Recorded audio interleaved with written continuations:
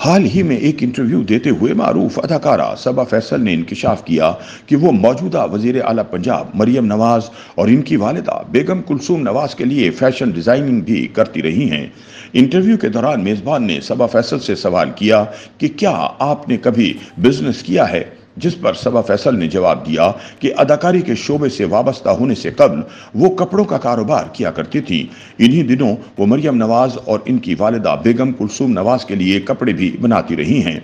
मरियम नवाज और कुलसूम नवाज को इनके कपड़े बेहद पसंद थे। अदाकारा सबा फैसल ने इंकिशाफ किया कि माजी में उनके कपड़ों की फैक्ट्री हुआ करती थी, ताहम शोबिस मसरूफियात की बाइस जब इन्हें कराची मुंतकिल होना पड़ा, जिसकी वजह से मजबूरन उन्होंने अपनी फैक्ट्री को बंद कर दिया।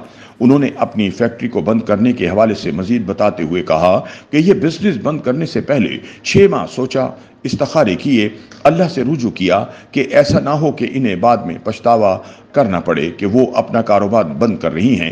ताहम 6 माह अच्छी तरह सोचने के बाद उन्होंने अपना बिजनेस बंद कर दिया और आज इन्हें अपने फैसले पर कोई पछतावा नहीं है और उन्होंने कभी इस बिजनेस को मुड़कर भी नहीं देखा।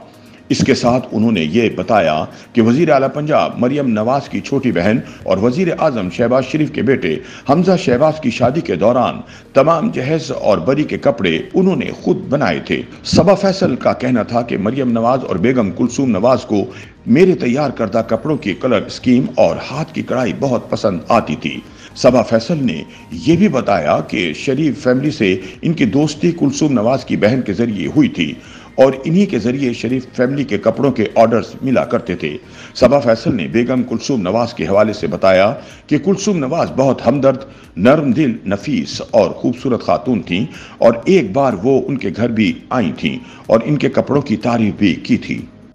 YouTube पर गूगली न्यूज देखने के लिए youtube.com की सर्च बार में गूगली न्यूज टीवी टाइप करें। गूगली न्यूज के पेज पर सुर्ख रंग के सब्सक्रिप्शन वाले बटन पर क्लिक करना ना भूलिए। YouTube पेज पर अपलोड होने वाली वीडियोस से बाखबर रहने के लिए बेल आइकन पर क्लिक कीजिए। आपको हर नई वीडियो के बारे में नोटिफिकेशन मौसूल हो जाएगा।